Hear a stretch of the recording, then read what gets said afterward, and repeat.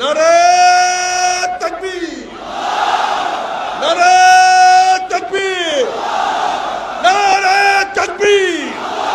সেই জুলাইয়ের আজকের এই দিনে অর্থাৎ ৩২ জুলাই বা ১ আগস্টে শেখ হাসিনা বাংলাদেশ জামাতে ইসলামী এবং ইসলামী ছাত্র শিবিরকে নিষিদ্ধ করেছিল, কিন্তু আল্লাহর কোরআন বলছে ওয়ামাকারু ওয়ামাকারাল্লাহু আল্লাহু খায়রুল মাকিরিন। ওরা করে ষড়যন্ত্র, আমার আল্লাহ করেন কৌশল, আর আল্লাহই হলেন সর্বোত্তম কৌশলী। পাগলিটা কি ভেবেছিল যে জামাতকে নিষিদ্ধ করার মাত্র ৪ দিনের মাথায় সে নিজেই নিষিদ্ধ হবে এবং লেজ গুটিয়ে দুপুরের খাবার পর্যন্ত টেবিলে ফেলে রেখে তাকে ছাড়তে হবে? দুদিন আগে যারা মাজলুম ছিল এখন নতুন করে তাদেরও কেউ কেউ জালেম হতে শুরু করে দিয়েছে।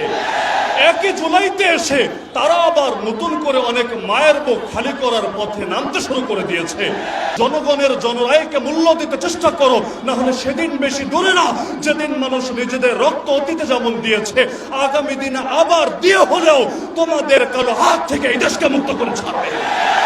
শহীদদের রক্ত আমাদেরকে এটাই শিখিয়েছে, আমাদের এই কল্লা কাটা যেতে পারে, কিন্তু যতদিন বেঁচে আছি এই কল্লা নত হবে না অপশক্তির সঙ্গে।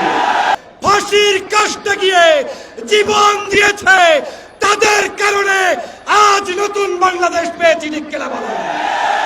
অতএব ওই সাইদি, নিজামী, কাদের মোল্লা, আলী আহসান মুজাহিদদের রক্ত বৃথা যেতে পারে না, পারে না, পারে না। আসসালামু আলাইকুম রহমতুল্লাহ। সুপ্রিয় দর্শক, গণভোটের রায় বাস্তবায়ন এবং জুলাই গণহত্যার সাথে জড়িত ফ্যাসিস্ট হাসিনা এবং তার দোসরদের বিচারের দাবিতে সমাবেশ ও গণমিছিলের আয়োজন করেছিল গতকালকে বাংলাদেশ জামাতে ইসলামী ঢাকা মহানগরী উত্তর। তো সেখানে অনেকে এসেছিলেন, তার মধ্যে থেকে কয়েকজনের বক্তব্য আপনাদের শোনাবো। তো আপনাদের প্রতি অনুরোধ রইল আপনারা পুরো বক্তব্যের ভিডিওটা দেখে যাবেন। তো চলুন আমরা দেরি করব না বেশি, বক্তব্যের ভিডিওটা দেখে আসি। অর্থাৎ ৩২ জুলাই বা ১ আগস্টে শেখ হাসিনা বাংলাদেশ জামাতে ইসলামী এবং ইসলামী ছাত্র শিবিরকে নিষিদ্ধ করেছিল, কিন্তু আল্লাহর কোরআন বলছে ওয়ামাকারু ওয়ামাকারাল্লাহু আল্লাহু খায়রুল মাকিরিন।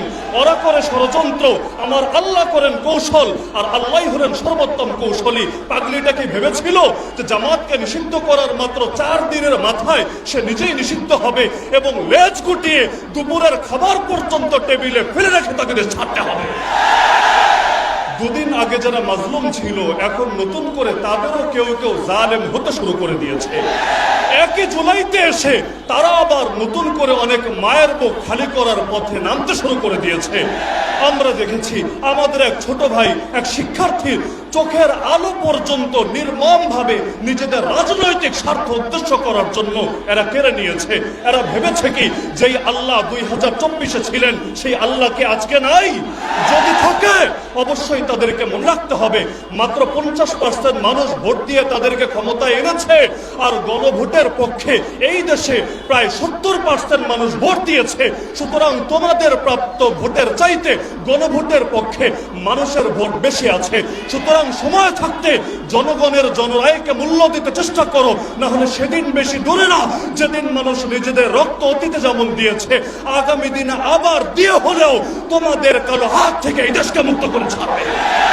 শহীদদের রক্ত আমাদেরকে এটাই শিখিয়েছে, আমাদের এই কল্লা কাটা যেতে পারে, কিন্তু যতদিন বেঁচে আছি এই কল্লা নত হবে না অপশক্তির সঙ্গে।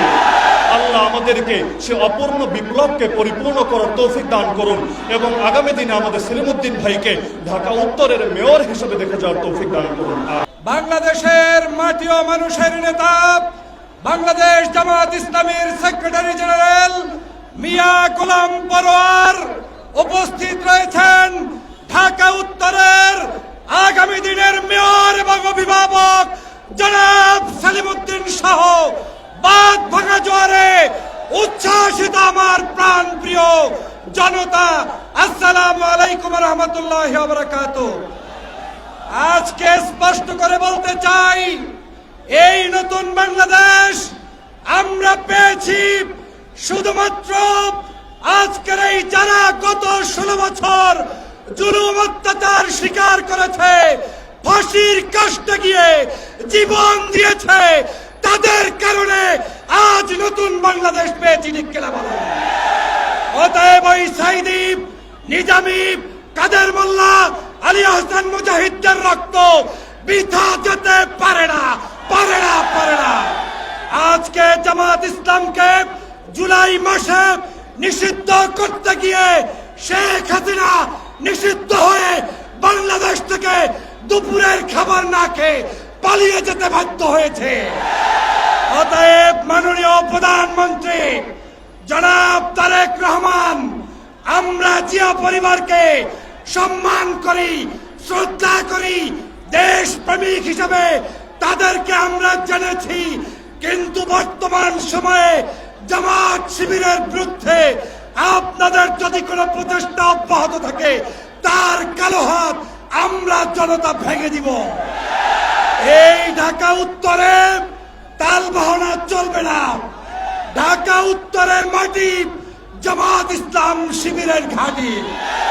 আমরা প্রমাণ করে দিব, বিচার আদায় করে নিব এবং ফ্যাসিবাদী শেখ হাসিনার সকল চক্রান্ত মুছে দিব। ঠিক কিনা বলেন? প্রিয় ভাইরা, শেষ কথা বলছি, গত কয়েকদিন পর্যন্ত বাংলাদেশে ষড়যন্ত্রের বীজ বোনা শুরু হয়েছে। কেউ কেউ আবার জামাত শিবিরকে মুছে দেওয়ার চক্রান্ত করছে। বাংলাদেশ থাকতে, এই জমিনে মানুষ থাকতে অন্ততপক্ষে জামাত শিবির মুছে দিতে পারবে না। আর যারা মুছে দিতে চাও, তোমাদের ঠিকানা শেখ হাসিনার মতো দিল্লিতে হবে। অতএব আসুন ঐক্যবদ্ধভাবে এই ঢাকা উত্তরের আগামীর মেয়র সেলিম উদ্দিনকে কারা কারা নির্বাচিত করে জনতার রায় বাস্তবায়ন করতে চান, হাত উত্তোলন করে দেখিয়ে দাও। নারে তাকবীর, নারে তাকবীর।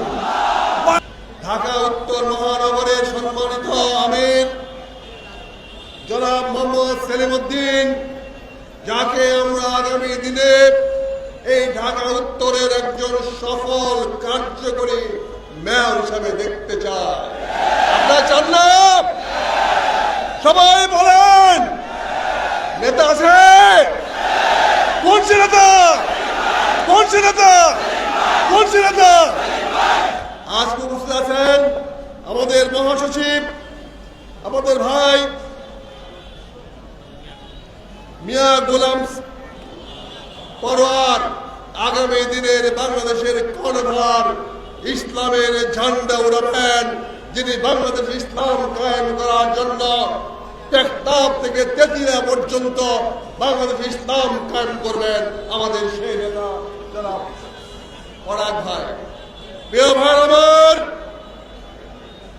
এই দুঃখবাদ সরকার সংসদে গিয়ে বলেছে সে প্রতারণা করে, জনগণের সঙ্গে প্রতারণা করে নির্বাচনের মাধ্যমে ক্ষমতায় গিয়ে জুলাই সনদ বাস্তবায়ন করতে গড়িমসি করছে।